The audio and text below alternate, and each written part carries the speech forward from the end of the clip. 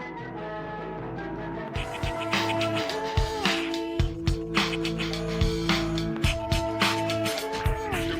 of 1999. So, welcome everyone to episode 23 of the Movies of 1999, a podcast where we watch a movie from 1999 each week as selected by Bingo Machine. My name is Jason Hutchins. And I'm Craig Talbot. And this week we're going to talk about the movie Praise, which was our A-list movie selected last week, and that was paired with Notting Hill. Now, Craig, why do you think I might have selected Praise to watch? I think they're both love stories. They are both love stories. That's very, very good. They're very different love stories, but they're both love stories. They're very different parts of the world. One's very Australian, and I guess the other one is quite British. I don't know why you picked Praise specifically as an A movie. Well, I must say I've always liked Praise. I think I was under the influence of David and Margaret a bit back in the late 90s. Because a bit. Because they loved that movie, and I ended up getting this on DVD, and I've watched it quite a few times over the years. I think as well there's a bit of a balance to these movies. I mean, one's very dour and, quite difficult to watch, and the other one's a comedy. And so there's a bit of a balance there. So pairing them together was perhaps an attempt to balance them out. In fact, on the movie night last week, I took the unprecedented step of watching the B movie instead of the A movie, because I thought that Praise would not be a crowd pleaser at all. And I think in hindsight, that was probably a good decision. What do you reckon? Actually, I disagree with you on that. Oh, you reckon? I think Praise is a movie worth watching. Yeah, it is a movie worth watching. I understand why you did what you did. And look, personally, I mean, I know you made the comment, I'm doing this for Craig, because otherwise he won't talk to me. Or something along those lines. Well, I thought it might be one of these movies where you did the walkout. But maybe no, not. That's not fair. I did watch Praise all the way through. Very good. It's a difficult movie to watch, but it's an Australian movie, and It's an Australian movie that shows a part of Australia at a particular time. Yeah. And I'm always interested to see an Australian point of view. Definitely. We are so overwhelmed by British, American, even these days, Japanese and Chinese culture. Yeah, and even more so these days than it was in the 90s, yes, I think. I mean, TikTok these days is full of Japanese and Chinese, dancers and all this kind of stuff. So I'm always happy to see an Australian point of view. And this is very Australian. This movie could not have been made in any other country. No. And it is a classic art house movie as well. And I mean, it's the definition of art house, this movie, I think. It's not something that would be mainstream at all. And anyway, we shouldn't start talking about it without switching over to ChatGPT. Is there anything else I need to mention before the start of the show? I normally say hang around to the end of the episode for us. I think to we already the bingo talked about ball. why we paired them together, but I think this one it's actually pretty obvious. Right? Yeah, I think so. They're actually a pretty good pairing, I think, this week. Yeah, done a good job. A good double feature. Oh shucks, thank you. So yes, stick around to the end of this episode where we'll be spinning the bingo ball and we'll find out what movie we'll be talking about on next week's show, and we'll go over to ChatGPT now for its synopsis, if it's even heard of the movie, of Praise. In the Australian film Praise, we delve into the gritty and unfiltered lives of Gordon and Cynthia, portrayed by Peter Fenton and Sacha Horler, respectively. Gordon, a listless, asthmatic writer, becomes romantically entangled with Cynthia, a vivacious yet self-destructive woman. As their relationship unfolds, the film explores themes of love, addiction, and the search for meaning amidst life's chaos. Fenton and Horler deliver raw, compelling performances that bring depth and authenticity to this intense and poignant narrative. And there you go. So, Craig, we've talked about it a bit already, but what did you think of the movie Praise? I must admit, on the DVD that you gave me, it had the review from the movie show. David and Margaret, yes. And it was a very high review. I won't say exactly what it is. But, yeah, so I don't know that I agree with that review necessarily, but I can understand probably in the context of the time and the fact that there are a lot of really good Australian movies around. This one is very gritty and very much... I mean, I gave it 2.5 stars on Letterboxd, but it's very it's worth watching, but I don't know that I would have gone out of my way to watch it, or I would have.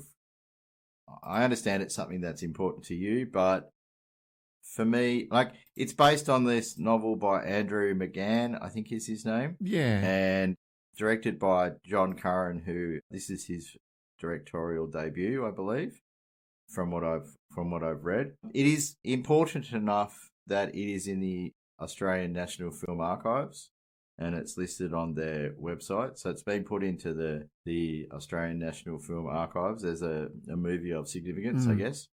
So it's talked about in Australia as a fairly significant movie for the way it's made. And I think the best thing to say about it is it is very much an Australian movie.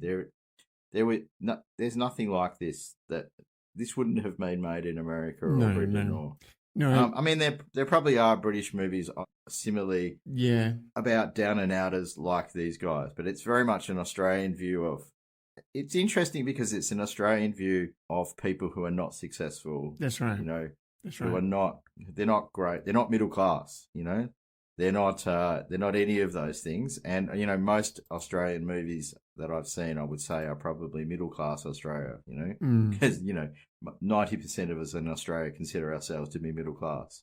You know, no matter what we earn or what we do, we consider ourselves to be middle class. That's right. So, yeah, so this is very different to that. And so, look, I think it's interesting. It didn't do very well in the US. It only made $29,000 apparently in the US. Right, not surprising, really. Which is the figure that you mentioned to me on the movie night. Because we were comparing Notting Hill, the next movie, and it was like a factor of 1,000 or a factor of 10,000, wasn't it, between their box office dates? They're quite different, yeah. So in Australia, it must have done a little bit better. It certainly has done reasonably well around the world. There's more. So on one of the websites that I looked at, so the Screen Australia website mentions this, and it's selected awards and festivals that it's been at. So it's been at just about every... It's one of these movies that went around all the different festivals in 1999. So that's right. Name a festival: Sundance, Seattle Film Festival. It went to Manila, Philadelphia, Jerusalem, Hong Kong. Yeah, and it won some awards. And it won awards there. all over it. Yeah. And it won awards at Berlin and Toronto. Yeah. So it was one of these movies that does very well on the festival circuit, obviously. I think the first place it was filmed was possibly Toronto. In late 98, anyway. Yes, and it won the prize like there. Yeah. It's one. So interesting though, there was a review from the New York Times. Okay. I couldn't find Roger Ebert's review of this. I tried, but the word praise... I doubt he did one. Yeah, I don't know. He may have done. It's very hard though, because the word praise being a common word is extremely difficult. Yeah, this is where things like Google and my Google searches and stuff let me down this week. It's very, very difficult. It's he says that it's an uncanny and sizzling because it has the apparently aimless feel of a bad love affair of youth, the kind of story you would overhear the thoughtless Gordon telling somebody. I think the honesty of the character Gordon, like his thought processes, and he doesn't really... He's very honest, It's well played by the two main actors, Sacha Hawler, is it? And Peter Fenton. Peter Fenton. I think they acted their hearts out in this. I mean, even though it's a very laid-back role for Peter Fenton, it's, the acting is excellent. Sacha Hawler is, you could say electric in this. She's a little powerhouse. Yeah. So they are really good performances. They did win some awards. Sacha Hawler won quite a number of Australian Film Institute award, Film Critics Awards of Australia. She won Best Female Actor. The screenplay won a number of awards, again in Australia and in other international festivals. So it didn't obviously get to the Oscars or Golden Globes or anything like that, but it won a lot of Australian awards. Best Original Soundtrack. I love the soundtrack. It won an aria. I was a big fan of Dirty 3, and part of my love for this movie is their soundtrack for it. Yeah. I mean, the soundtrack is very good. I wasn't aware of Dirty 3 before watching this movie, but look, it's a good soundtrack, and obviously it won it was a nominee for Best Original Soundtrack, but it has won a number of awards. And as you say, interesting, another little review that I read of it, I think it might have been in Variety, I can't remember now. Basically, this sort of sums it up. But it was interesting because it compared Peter Fenton's character with the Big Lebowski's The Dude. I can see that, yeah. Yeah, and so passive nearly to the point of atrophy. The dude, like the Big Lebowski's The Dude, but without the energy for coitus. He's this issue that he has, Gordon, and it works. He works in this store. They call it a convenience store, but we know that it's a bolo. So this is where some of the stuff doesn't translate well in America because they're not familiar with our strange shops and things. And he just makes just enough money to live in this boarding house with these a bit of a flop house, isn't characters. it? What did you think of Tex Perkins in this movie? I must admit that at the time, like back in the late 90s, early 2000s, I don't think I realised it was Tex Perkins. And I was a fan of The Cruel Sea back then. I still am. But, at this flop house, they get this Spanish couple move in, and there's a whole little storyline involving them. And he sort of pops his head out the door, and it's like, hang on, that's Tex Perkins.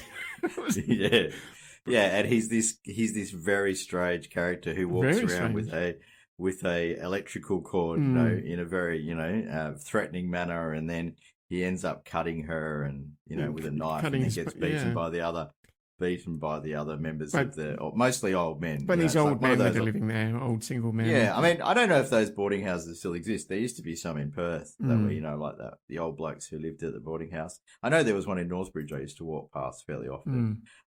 I found that I don't actually know who the guy's name is. Sorry, but the actor who was his neighbour, yes, who is forever popping into his TV and all that kind of thing. I found him quite interesting. Yeah, quite an interesting I believe that's Vass, and played by Ray Bull, who's an actor who came over from the UK, I believe. Oh, is that right? But he was really good, really, really good. Yes. I didn't quite get the ending of the movie. I sort of felt it kind of petered out a little bit at the end, but I guess the love affair kind of thing was over. I think the ending of the movie, because it ended where his neighbor's partner arrives, and they're sort of dancing together to the record player that his neighbor has in his room. But I think that's the moment where Gordon sees this couple that are in love, and it sort of strikes him, because you said it's a love story, and clearly he's not in love with Cynthia. No. I mean, they have a relationship of convenience almost. Yeah. She's after one thing, sex, And I think he just doesn't want to be alone, basically. He doesn't want to be alone. And then there's his high school sweetheart or whatever. Yeah. And they get very close to hooking up, but she, again, is just in it for a one-night stand. Yeah. Whereas he's smitten with her. And so I was kind of confused by whether that was like a dream sequence or a real sequence. I wasn't quite sure, but I think it was real. I think it was real, but it was just showing that he loved her, but she didn't love him. And then at the end, he sort of observes this other couple. So, he just needs love in his life, and that's what it was about, It's actually funny because in this movie, because everyone else looks so ordinary, and then Rachel, who's Marta Dusseldorf, who's, very famous Australian actress, she walks in and she's just like, she's so completely different because she's so gorgeous and all of that sort of stuff, and it's just like she plays this role very well. Well cast, I think, for the girl that he's hung up on. So, very interesting. And I think the book that this is based on is quite a famous book, and is studied in school and stuff like that. Oh, okay. Because I have read some reviews about the movie where it's school students saying, "Oh, this book was assigned to us for study." I think it's well known as an example of Australian grunge lit. Did you see that reference? No, I haven't. I haven't seen that. So grunge lit as a genre of book is interesting, but I can sort of understand where that term came from. Well, it's very grungy. Yeah, it is very grungy. I mean, it's got like bit of drug use, bit of this, that, and the other thing. It's look, I think it's an interesting movie. The same reviewer said he felt that Praise has a complicated emotional intelligence that's hard to come by in movies these days, and I think that's probably fair in the sense that it is like it does treat the viewers like adults. And, it does, and expects you to have adult responses to the movie. Look, I don't think there's anything. There's nothing wrong with this movie. I wouldn't call it compelling, but I can understand why it's highly thought of. I can see where that comes from. Well, that's good. Yeah. I'm glad to hear that, because I was worried about this one. And in my spreadsheet, I had it highlighted. It's one of the 3, like out of the 52 weeks, I've got 3 ones that are highlighted as risky movies to show, I guess, or movies that might not have the best response from, a watch party on a Sunday evening. I don't know that I would want to watch this around children, certainly. No, that's right. It's definitely an adult movie. And look, it's a interesting movie. It's interesting that it's so highly thought of in Australia, in the sense that it's in a lot of Australian, like, I actually found most of my information about it on Australian government websites. Right. The Australian Film Institute and things like that. So that was interesting. Actually, there's a thing called the Onions AV Club, and they did a review of it as well. There's a review from Variety. There's quite a few reviews around the place if you look hard enough, but they're pretty tricky to get hold of. It's actually surprising, given that it's a fairly small movie from 25 years ago, that there is still quite a bit of information out there about it. But it is a movie that's almost impossible to watch unless you happen to own the DVD. And I had the DVD from 25 years ago, so we were able to watch it on that. But did you try and find it on the internet at all? No, it is nowhere. It is. It cannot be. Yeah, it's not even on YouTube as a full movie like some of them are. But it's just impossible to find. And I think this is one of the it is on the National Film and TV Archives, and there are clips of the movie on that. There's a website related to Australian film which has clips of the movie and has a synopsis and all that kind of stuff. So, look, there is an attempt to save these movies, or, I'm not quite sure of the word right now, but, keep these movies as a historical reference. Because otherwise they are going to get lost, unfortunately. We've spoken about this before. That's almost what I expected streaming services to offer, is just like unlimited access to like this very deep archive of cinema, but they're not, No. And a lot of these niche movies are impossible to find. When I was at school, we talked about this concept of cultural imperialism, and like this is an example of that, because probably if this was an American movie, it would be much easier to get hold of, be much more talked about. The reality is the internet, when you're looking for things like movies, 90% of the content is American, so it is very hard to talk about things that are only Australian. And it's interesting, you'll be sad to know there is a list of 100 top Australian movies on one of the websites that I came across, and unfortunately it's not on that list. There are some very good movies on there. There are some very good movies on that list, but it's not amongst them, I'm afraid. Well, the fact I was interested to find a short review in Variety. That is interesting, I think it may have been the Australian version of Variety. It is quite positive about the movie and about John Curran as a filmmaker.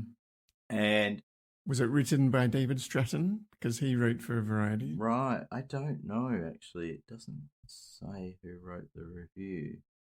No, Leonard Clady. I don't know who that is. I haven't come across that reviewer before. And there's not a lot of information about him as a person. Wrote the review. It might have been for the American release, I guess, because it does say the Australian praise. I liked it because he actually explained what I was trying to say, which is that they're a bunch of down and outers, which is not really an Australian term, but that really sort of is. And it's got, as he points out, he sort of felt it was up there with movies like Once Were Warriors. This does remind me a lot of Once Were Warriors, because that has the same sort of working class. Yeah. It's a very New Zealand movie, Once Were Warriors, because it's about the Maori experience, about Maori. But it is that working class sort of, even, like the down and outers in New Zealand. It's a little bit like that too. So, look, an interesting movie to watch. So another thing that I thought was interesting is there was a bit of a coincidence, because Bruce on the movie night was talking about this TV show that he wanted to rewatch that he loved back in the early 2000s, which is Love is a Four-Letter Word. Right. Yes. Completely separate to the movie that I had chosen. He mentioned this, and then Peter Fenton is the lead character in Love Is a Four-Letter Word. It's what he did after Praise. Right? So, okay. So that was interesting, and you can track down the videos on YouTube for that TV show. That. And okay. I didn't even know about it, and he just mentioned it, out of left field, and what a coincidence that Peter Fenton is. It's not a movie that I've ever come across either. TV series. I think it's like a TV series. Sorry, 26 episodes. So there's a website called Film Inc., which is an Australian film website, and they have the 100 best Australian films. Oh, that might be why it's not on there. Sorry, because it's the 100 best Australian films of the new millennium. So well, there you go. They missed out. Missed out by a year. Yeah. There's some pretty darn good movies on this list, mind you. But yeah, that'd explain why it's not on this list. And I didn't see the new millennium bit. And Peter Fenton himself was a musician. He was originally from the band Crow, and he went into acting when Crow split up in 1998. Right. And it is interesting that the director of this movie, what was his name? John Curran. Yeah, so he has worked with musicians quite a bit. Obviously, Tex Perkins is in the film, but he's directed some music videos for The Cruel Sea and also music videos for You Am I. So before making Praise. I thought the cinematography was really good as well. It was really well photographed, this movie. Lots of close-up shots, very well lit sets. I like the image of the tire spinning around. That little interstitial that they would show of his car, but they would just focus in on the tire driving down the road while the Dirty Three plays over the top. It was really good. I mean, I loved the cars in this movie because they're all old Kingswoods. That's right, and whatnot. And I that's again not something very that Aussie, very Aussie, very Aussie in that sense. But also, so obviously the movie is sort of set in like the late 70s or early 80s, probably early 80s. Do you think so? Cars and it's a bit timeless, but it felt like it was set probably the late 70s, because the cars are Kingswoods and that sort of thing, which would have been. Yeah, there's not too many clues. They do watch the cricket on TV at one point. Maybe you could use that to figure out. Yeah. It looks very sort of 70s, early 80s sort of feel to me, anyway. The clothes and stuff look like from that sort of time period as well. But I think that makes sense for these characters that they would be wearing op shop clothes and they would be driving very old cars and things. So it's but even the taxi, one of the taxis was at Kingswood as well. True. Yeah, I forgot about the taxi. Yeah, I mean, I think there's definitely a strength and a power to this movie, and I can understand why people like it. Like I said, it's not one that I'd come across before. I think the comparison to The Big Lebowski is kind of interesting in the sense that he's got that same laconic nature. Laconic is a good word for it, yes. Yeah. He's just sort of stumbling through life and sort of at the end realizes what he's missing out on, I guess. So he doesn't sort of have like much of a redemption arc, but no.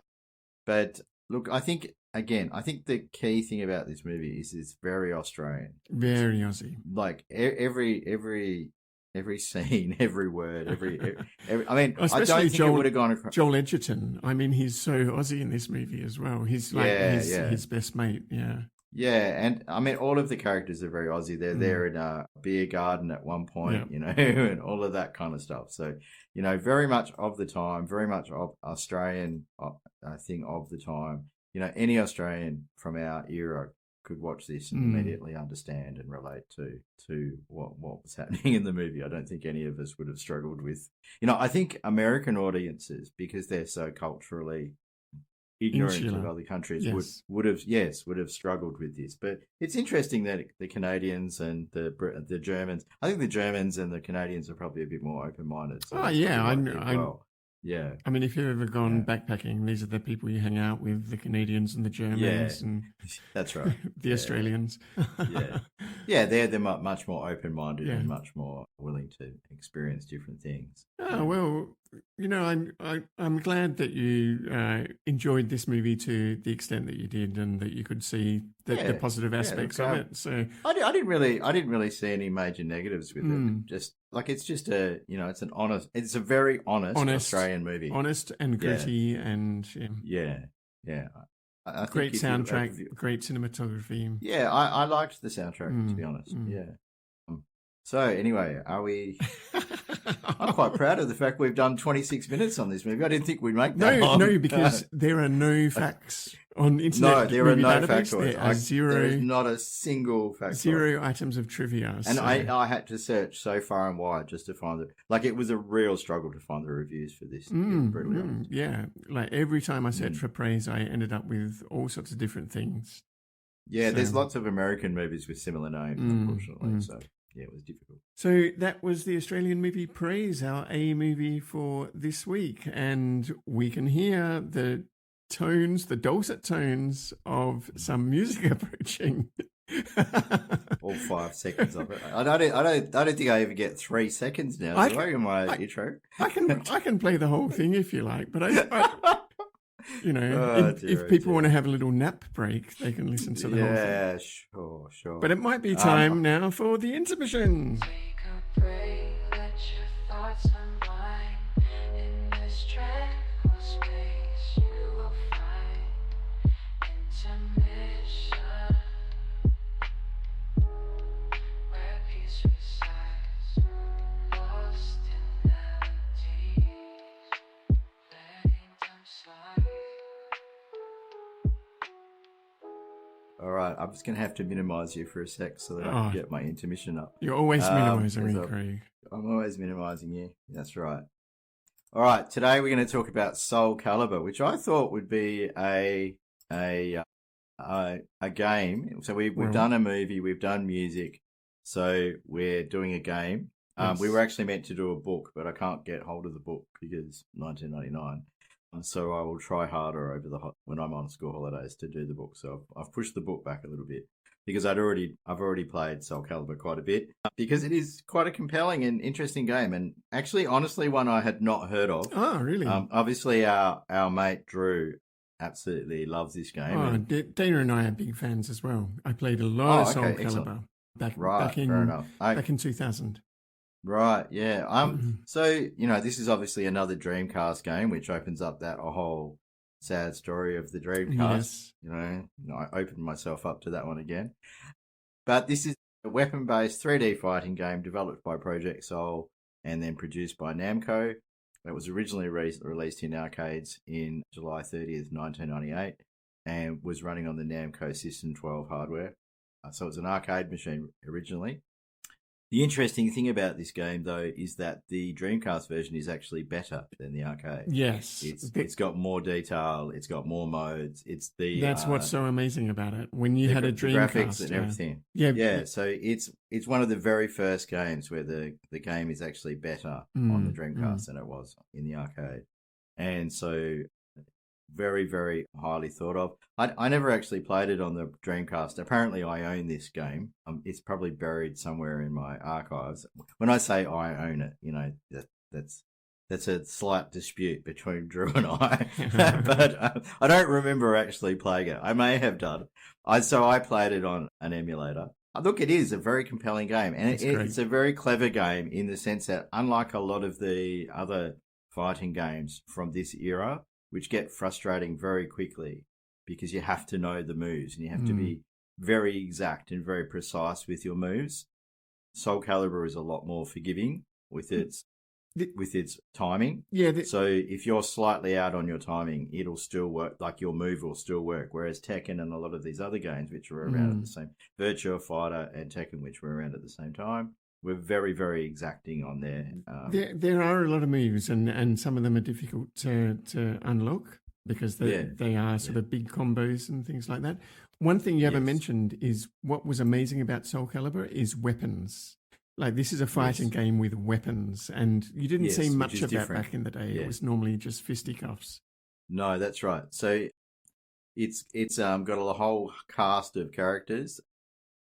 Apparently the game centers around the legendary weapon known as the Soul Edge, now in possession of a warrior called Nightmare. A sentient sword with eyeballs. And Nightmare slaughters countless people to satisfy the blade's bloodlust. And so the idea is these other warriors are pursuing him to claim the weapon for themselves or to destroy it and to end his mass murder and free him from its curse. So that's the blurb that came with the game. Thank you to Copilot for that. And it is considered a very groundbreaking title at the time. It pushed the boundaries of 3D fighting games. As I said, it was the Dreamcast version that we're talking about from 1999. It's available if you want to get a hold of it. The graphics are quite... I mean, actually, to be honest, I looked at the graphics of this game and it was like, this holds up well. Yeah. It does. There's absolutely nothing wrong with it. There's nothing wrong with the graphics. You know, it's a great game. And if you were great. If you were playing Sounds it on a CRT as you would have been back in the day, it looks even better. You know, because it probably is one of those games that would look better on a CRT. Yeah. You're right. Yeah. No, look, I never played it back in the day, or I don't remember doing so. I may have, but it's a remarkable game. It's got lots of different modes: team battle, survival. It has mission battles, training modes. All of these things were added in for the Dreamcast version. They weren't obviously available. There's an extra character which I actually didn't mind playing, which is Cervantes de Leon. There's like a piratey sort of character, and that, as well as Taki and a whole bunch of female characters and all that kind of stuff. You don't remember that character? Which one's that? The Cervantes de Leon. You're looking at me with no, I don't remember that. It's like he's like a slightly Spanish parody sort of character in the game. Okay.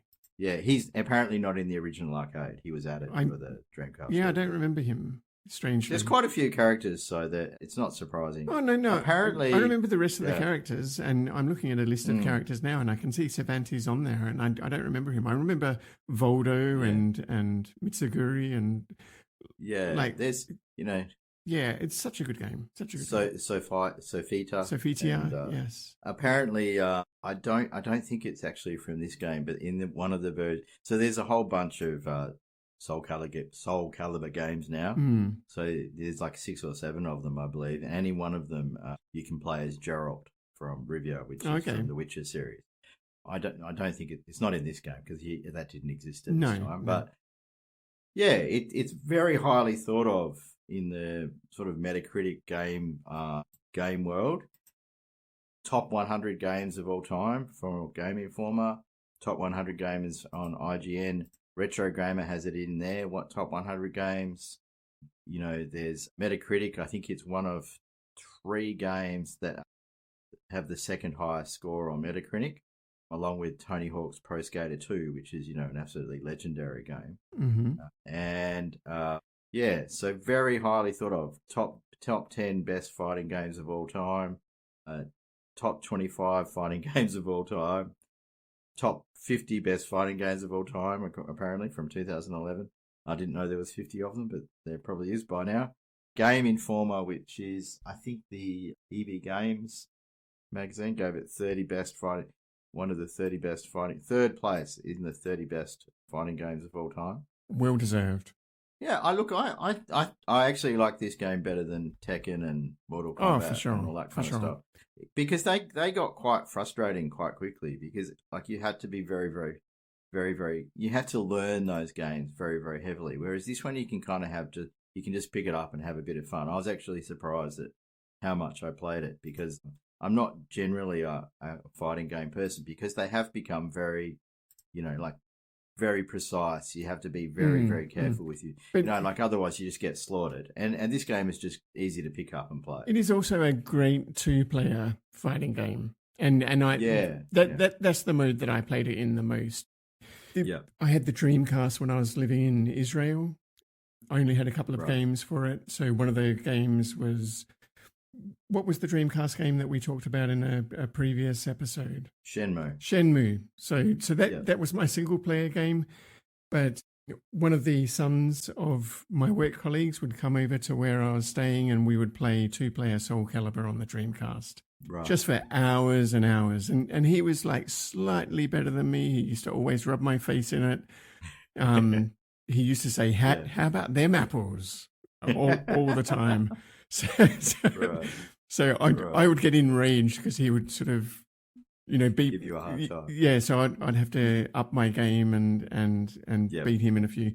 So that was my memory of that game. So His name is Ari Pepper. He went on to become quite famous in Israel. He started a television show called Red Band, which was like a rock band with puppets as the characters that would play the instruments. So a little bit like the Muppets. Right. Yeah. And they would do an interview show where the puppets would interview celebrities and stuff like that. So, yeah. So I knew him when he was more of a little kid, a little kid, or just out of high school. Yeah. Yeah. But we used to play a lot of Soul Calibur back in the day, in the year 2000. Yeah. Oh, interesting. Yeah. As I said, it's not a game that I knew about a huge amount about before this year. Drew mentioned that he was absolutely obsessed with it. Yes. And he said if he still had his Dreamcast, he probably still would be obsessed with it, which is probably just as well that I have it instead of him, because, he's got to get on with his life and move on. So, yeah. Yeah, anyway. I think these days I'd prefer to play it with an Xbox controller than those clunky old Dreamcast controllers, because they were quite unwieldy.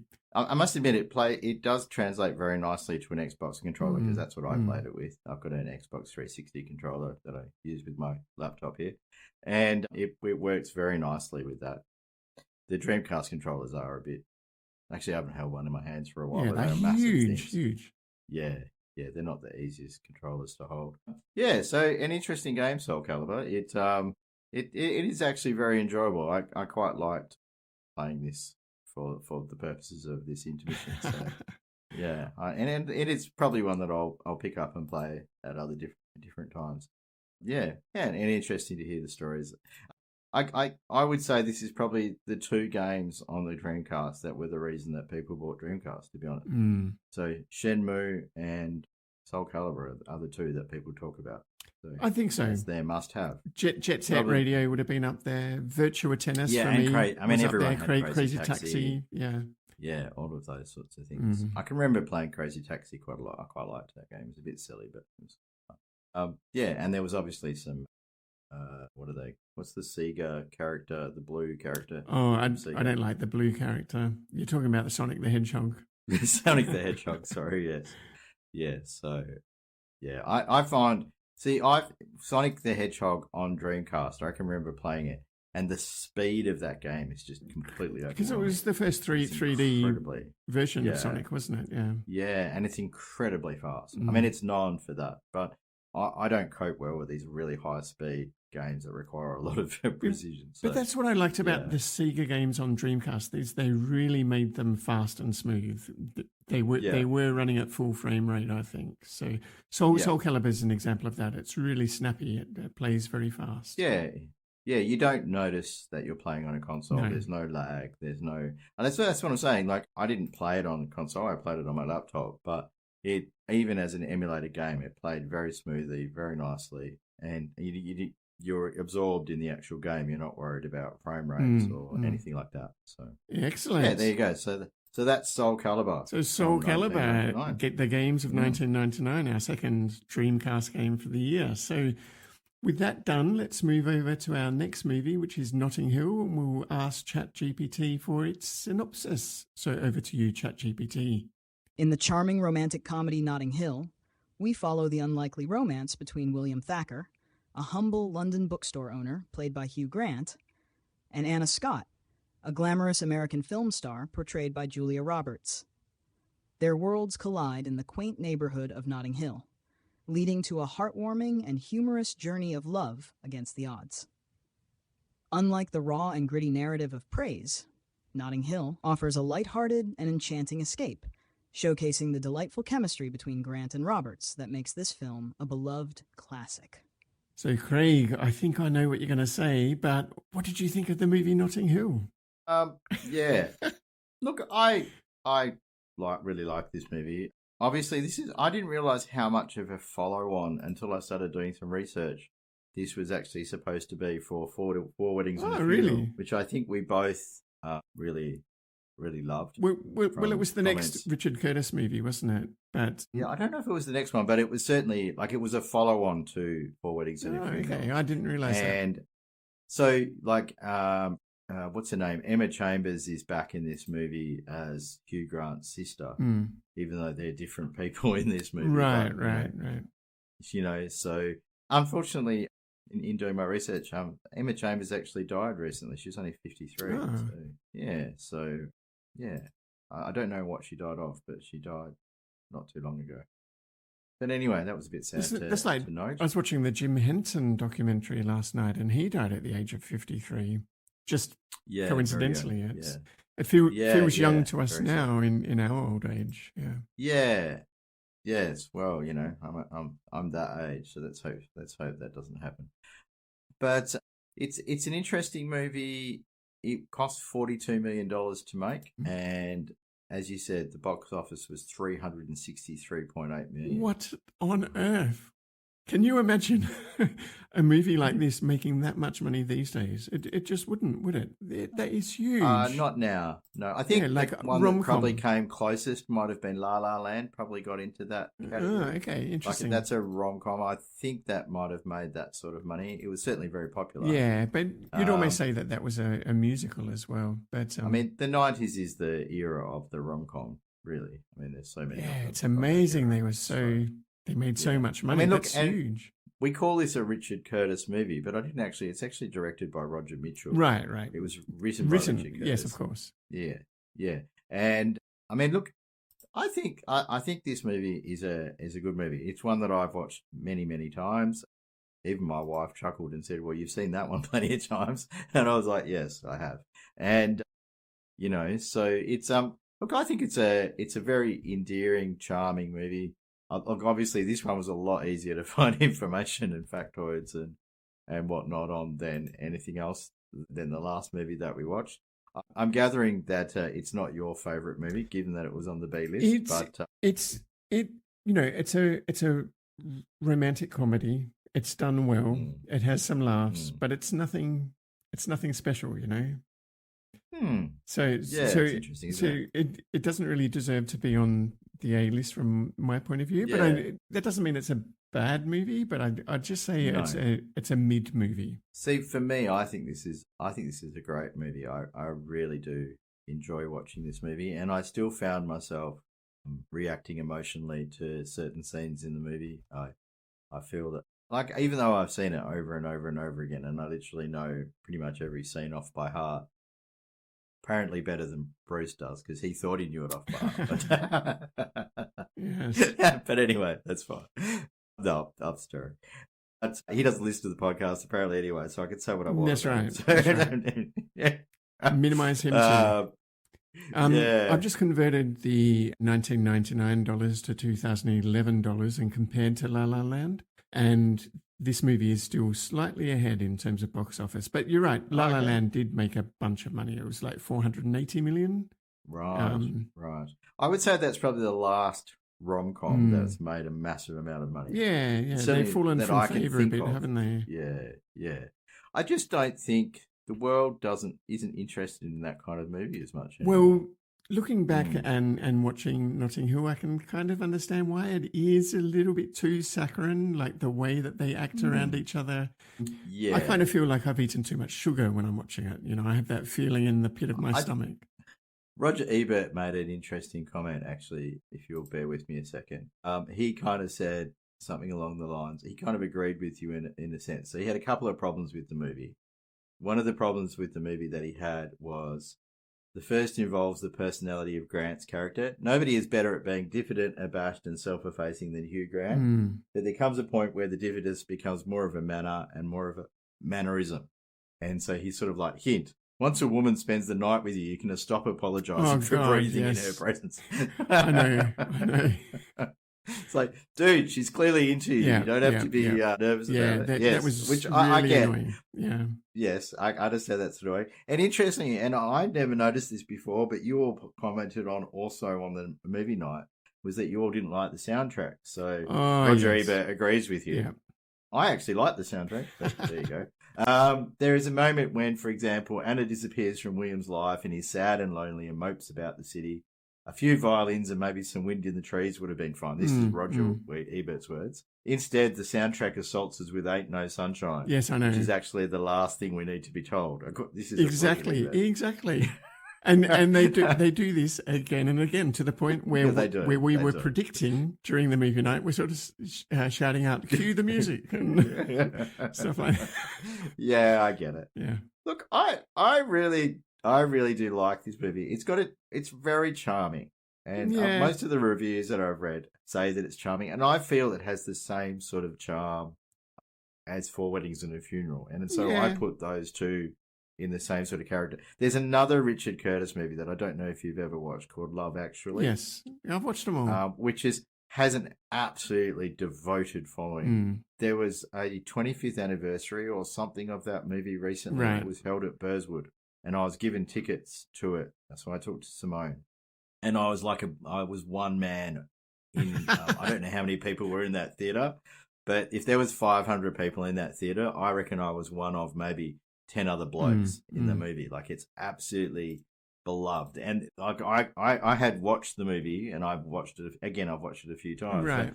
There were literally people sitting there reciting the lines as they were saying it in the movie. It was and I would imagine Notting Hill probably has a similar following amongst the other half of the human population.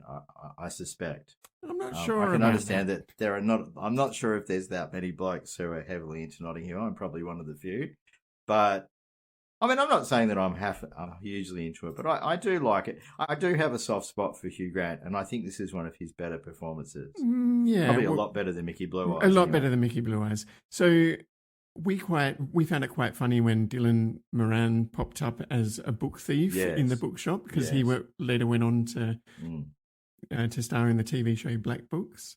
Yeah, only in the next year, actually. Yeah, so in 2000. That was a bit of a laugh. The fact that the bookshop is a travel bookshop, I mean, that brought back a lot of memories, because we relied on those books back in the year 2000 as we were travelling around. I think the character of Spike got quite a few laughs, and he kind of needed to be in the movie to sort of lighten it up in parts. To lighten it up and to act as a contrast to these super saccharine characters, Hugh Grant and Julia Roberts. I mean, my goodness, it was just completely over the top. But you know, a lot of the supporting cast is very funny and very good. I think Emma Chambers, it's interesting. Who I think was Vicar of Dibley, wasn't she? She's also in the Vicar of Dibley. That's right. Yeah. And in Four Weddings and a Funeral. And I think James Dreyfus, the character of Martin, his helper at the bookshop, I think he was in The Thin Blue Line, which was the Rowan Atkinson show. Yeah, which I really liked. I mean, a lot of these actors pop up all the time. Obviously, you're talking about people like Hugh Grant, Hugh Bonneville, who's Hugh Bonneville, of famous. course, yeah. Hugh Bonneville, who's now very famous. He's so young in the movie, isn't he? Yeah, and now obviously extremely famous for that TV series that we've spoken about before. Yeah, Downton Abbey and all that sort of stuff. James Dreyfus, you know, lots of people. A lot of these actors are people you see very regularly. Yeah, really good comedic actors and sort of in minor roles. It's got a very, very family feel, this movie, you know, like him and his family of friends and family. You know, right. And he's close to his friends and family and he's not ashamed by them when the famous actress comes to dinner, you know, so that's quite she's positive, very happy. Yeah. And for her, I think it's like a completely different experience to her regular life, where she just gets to sit and have dinner with a family of ordinary people, you know, who are obviously very starstruck, but they hold it well. And look, I genuinely really like this movie. It's got many, many, many factoids. I don't know how many of them you want me to do, but apparently the house with the blue door obviously is a real residence. It did actually once belong to Richard Curtis, so I don't know that it did at the time of the movie, but he did own it at one point. So basically what happened with the door was they actually took the door down and auctioned it off after the movie, and then the door was replaced with a black door so that people wouldn't know where the flat was, so the people who were living there obviously didn't get harassed. But then someone came along and spray painted and said, "This is the door where the movie was," next to the right. To the but Out of all the facts you could have selected, I thought the park bench would have been number one. Yeah, I'm coming to that one. Well, why select the it's door? right here. Why select the door? Do the park Well, bench. because that came up first. Ah. All right. Yes. All right. Well, anyway, I thought that was your factoid because you went on about it on the movie night. Anyway, yes. So the park bench in this film now lives in the Queen's Garden in East Perth. Much to my surprise, apparently it's still there. I probably have sat on it actually and didn't even realise. After filming, the bench was purchased at an auction as a romantic gift for a failed relationship. And so afterwards, a local Perth resident anonymously donated the bench to the city of Perth, and it lives in the garden that is locked at night. So Queen's Gardens is probably the only garden in Perth that actually down by the Wacker has a wall around it. Yeah. It's I mean, you can get in there during the day, but they close it at night. So yeah, interesting that it's probably the only one in Perth like that because it's not very common in Australia to have closed off parks. Yeah, so yes, it lives here in Perth, which is very, very interesting. The rooftop scene in which Anna and William practice her lines was actually done in a different house, but it was also shortened and edited to remove some of the swearing that Anna did, which meant that they wouldn't have been able to get a PG-13 rating. Apparently, the original cut of this movie was 3 hours, 50 minutes. That's crazy. Which I think would have just about killed you. Oh my God! I think you it was long enough as every it was. Talk about walkouts. I think you talk about every opportunity you could to walk out of this one. Oh no, I mentally you walked did come out. back. You did come back. So they chopped. Thankfully for you, Joseph, they chopped 90 minutes out of the movie. I don't know what those 90 minutes would have been about, to be quite honest. Exactly. It's quite a complete movie. A lot of the reviews that I read did say that they thought it was too long. I don't know. Apparently, the bookshop that's featured in the movie is actually an antiques shop in real life. And there's an office for Richard Curtis's production company just down the road, or there was. Singer Adele bought the flat directly above the bookshop, but only lived there for a short time and after she became famous. So obviously she was a lover of the movie as well, I guess. Hugh Grant was an unanimous decision, and he and Richard Curtis had a what is called a writer-actor marriage made in heaven, apparently. And Roger Mitchell, the director, says Hugh does Richard better than anyone else. Yeah. And Richard writes Hugh better than anyone else. And I think that shows in this movie. It would be hard to imagine this movie being made with any other actor. I mean, it really is a Hugh Grant vehicle, isn't it? And I would have thought, to be honest, Julia Roberts was the ideal actress for this movie. That's the other thing I was going to say about this movie. Yeah. You know, it's a clash of cultures as well, and it's something that you wouldn't get these days. No. This US versus UK sort of thing, where the American is such a foreigner. Yes, that's right. You know, and whereas these days, you know, America has a great love for a lot of the British shows, Downton Abbey and stuff like that. You couldn't imagine this story even working these days. Yeah, I don't know. Apparently, Anna Scott, according to Richard Curtis, was a hybrid of Grace Kelly and Audrey Hepburn. Right. It definitely has a feel of Audrey Hepburn about her character. Obviously, she's a bit grungier, and she swears, and she's not scared. She's not scared to stand up for herself. Speaking of standing up for herself, apparently the scene in the restaurant where she goes back and, you know, speaks to the men who have been speaking about her rather unkindly was not in the script at all. It was sort of an off-the-cuff change that was made. Oh, okay. And so the original bit where Thacker talks to the men is in the script, but the other bit's not. Her walking back is right. So yeah, but I think that worked really well. It was good to see a female character who can stand up for herself, and whatever. Yeah, interesting. So yeah, like it would be interesting to see the 3.5 hour long version. Maybe we should make a pact, Jason, to track that down and pass. I want to see the fan edit that cuts it down to like 20 minutes or something. Yeah, I'm sure you would. All right. So a lot of the shots of Julia Roberts just came from Entertainment Tonight. I mean, I'm sure they had plenty of shots of Julia Roberts to use as as an actress and all that in kind magazines of stuff, and things like that, and TV clips. Wasn't there a factoid about her having an abnormally wide mouth? Oh, I don't know about that one. I was just going to say that her reply at one point about how much she made in her last movie was $15 million.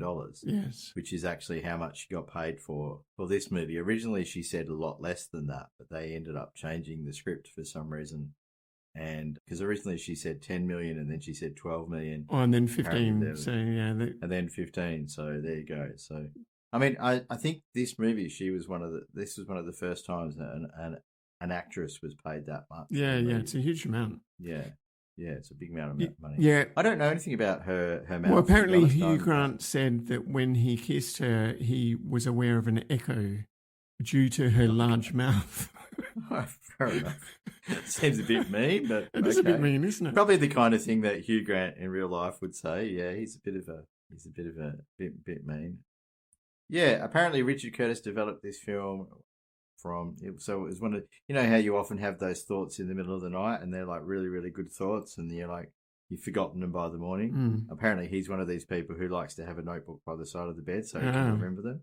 So this movie came from that, that clarity of thought that one sometimes has at 3:00 in the morning. Well, I've tried that before and I never wrote down anything interesting. Okay. Just bizarre night thoughts. I don't. I've never tried doing it, but I don't know about you, but I was sick recently, and I always find it interesting when you're sick. Oh, you have fever dreams, and you have like these really interesting like ideas and stuff when you're sick, or your brain's focused on other things, and I always find that really interesting. That concept of like in the middle of the night you wake up and like, oh, I should really do that. That would be a great idea for a book or whatever. Well, I heard a story about a guy once who was taking some drug. I'm not sure what it was, and he always claimed that he had the most amazing ideas when he was under the influence of the drug. So one day he did the notebook thing, and then when he sobered up the next day and looked at what he'd written, it was just something like, the elephant has the banana, or just something completely nonsensical. Yeah. But in the moment, he felt like he was having some profound thoughts, but in the harsh light of day, it wasn't profound at all. Obviously, in the 80s, cocaine was a big part of the creative process. Creative process, yeah. Or Hollywood, yes. Yeah, or Hollywood, or lots of those kinds of still things. Is, I'm sure. People say cocaine will do that or help. Does help them. Look, I don't know. It's not a drug I've ever had any interest in or in. Well, we'll leave that for another podcast. Yes. Yeah. Anyway, or maybe an intermission. Maybe no. Craig tries cocaine. The 1999 version of what was the biggest drug in 1999? Yeah, cocaine. Yeah. All right, we've done. That would have been the 80s for sure. Wall Street and all that sort of stuff. Let's put it this way: it would have been better than the one where you argued with ChatGPT about Wi-Fi. But anyway. Well, you've got to show up every week. You got to show up. No, actually, I'm being unfair. That was actually a pretty good idea, Jason. I'm sorry. I did find it funny that ChatGPT argued with you about it. Then, anyway, yes. Look. I was waiting to hear a much more scathing review from you on this. No. I thought you were. Look. I'm really not going to scathe too many movies. There's a whole creative team of people who put their hearts and their souls into making these movies, don't they? So it's a bit unfair to be completely scathing. What I would say about it is, for me, it's just a mid-range romantic comedy. Take it or leave it. It's not a movie I would actively go out and seek to watch. Right. When I watch it, it has its humorous moments, but there's nothing that really stands out as being classic or anything like that in my books. Yeah. So it was interesting though. I was talking to one of our friends. I gave him a lift after the movie night, and he said it was a movie. I won't name him because I don't want to embarrass him, but he said it was a movie that actually brought back some real memories from that time period. Yes. Yeah, from that time period, and actually, it was one of the reasons he'd never watched it because he didn't really want to recall that time too deeply. Interesting. For various different reasons. So for him, he said it was actually quite an emotional experience watching this movie. And so I think as I said, it's like for me, it's very much a nostalgia thing. I watch this and it takes me back. Yeah, and a lot of the movies from 1999 are nostalgia, aren't they? Yeah. Not existence, because that's just, but, the others were fine. No comment. You're entitled to your opinion. Yes. Well, apparently I Margaret Pomerantz now, according to your friends. So I'm going to have to watch a bit more of Margaret and see if I can channel her. Well, I thought I was David, but apparently I'm Margaret. No, she does squawk quite a bit, doesn't she? So I'll give you that. Oh, there we go. The knives are out now. Okay, well, fair enough. Well, if I'm Margaret, that makes you David. So I don't know. You're going to have to. No, I'm not a big fan of some of David's opinions, especially Romper Stomper, which I'm very disappointed in him refusing to rate that movie. But anyway, that's. I don't really understand that, because that is definitely very high on the list.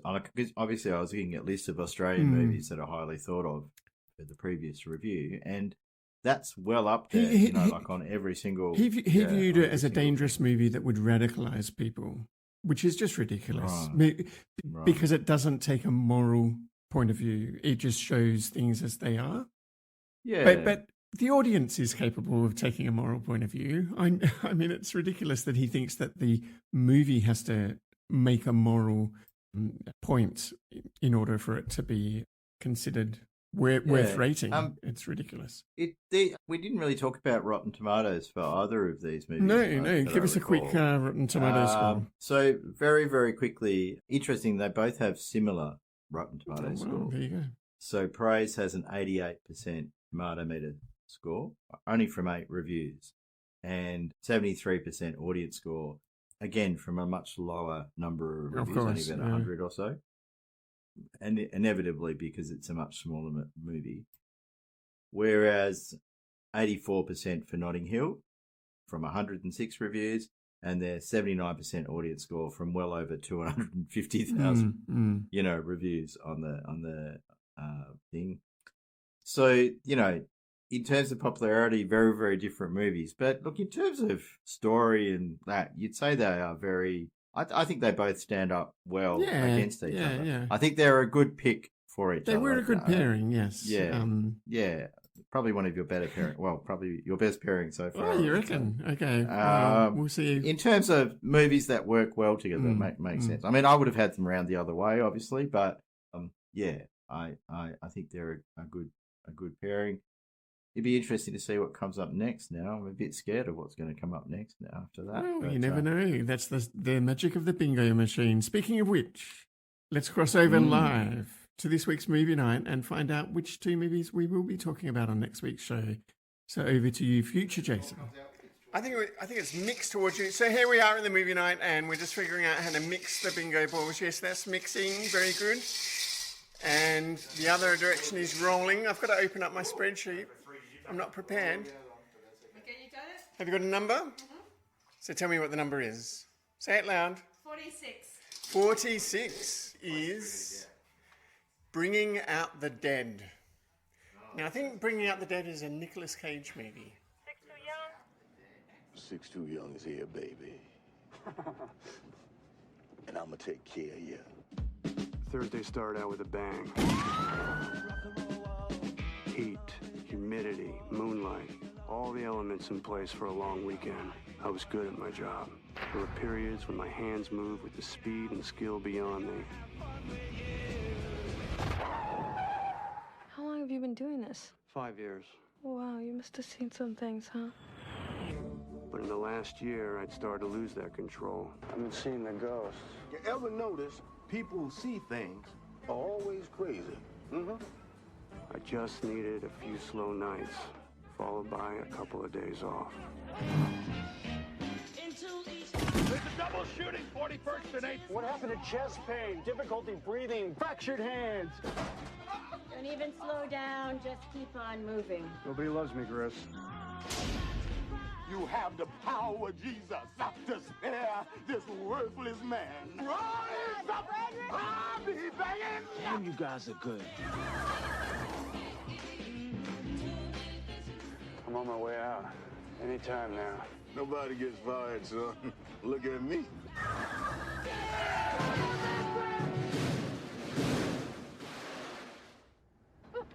You swore that you'd fire me if I came in late again. You swore. You swore. I'll fire you tomorrow. Old man's a bus driver, mom a nurse.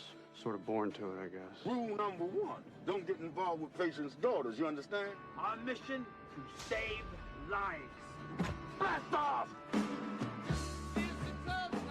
Help others and you help yourself. That was my motto. I understood how crazy it was to think this way. Then something good will happen. Everything just glows. Here's to the greatest job in the world.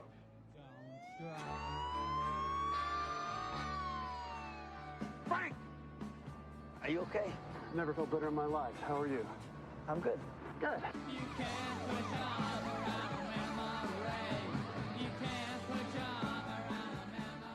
And Bringing Out the Dead has been paired with a civil action.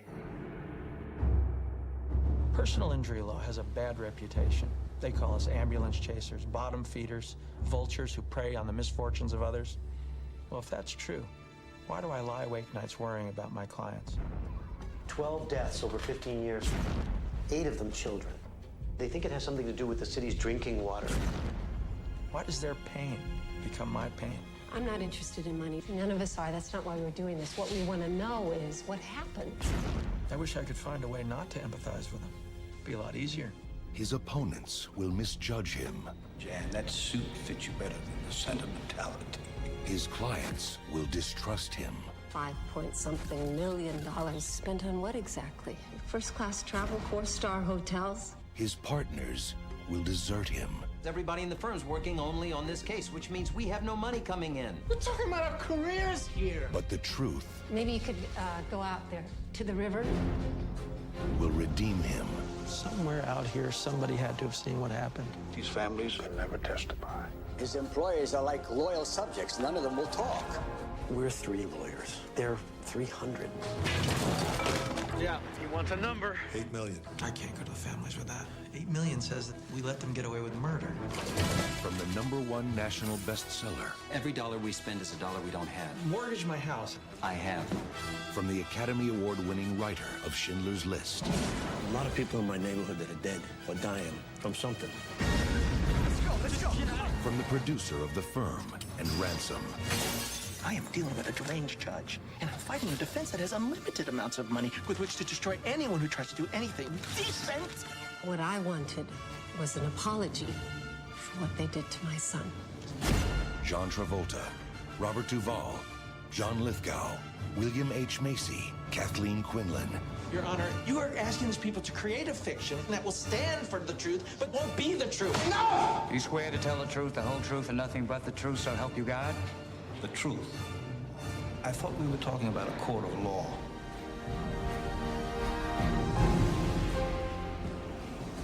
A civil action.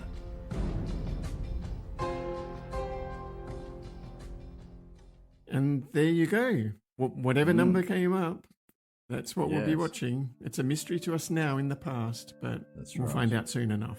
So, Craig, any final words before we wrap this one up?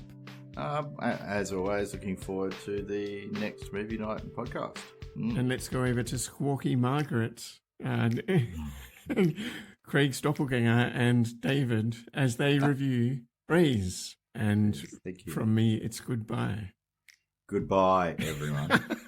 And now to a new Australian film that uncovers more than a few uncomfortable truths. Praise, an amazing first feature from American-born, Australian-based John Curran, is written by Andrew McGahn, who adapted his own novel. The film's intelligent, painful, witty, and amazingly well acted. This is the kind of gritty, painfully honest, beautifully photographed and directed Australian film which makes us proud of our industry. Margaret. Absolutely. It's wonderful when all these ingredients come together. And I mean, they're not characters that are either likeable or dislikable. But they're real people with all the different elements that make up human beings. Yeah, I know. I mean, it really, the end sequence in the film, I think is one of the best things I've ever seen. I know. I think it's a major, major achievement. I'm giving it 4.5 stars. Me too. 4.5.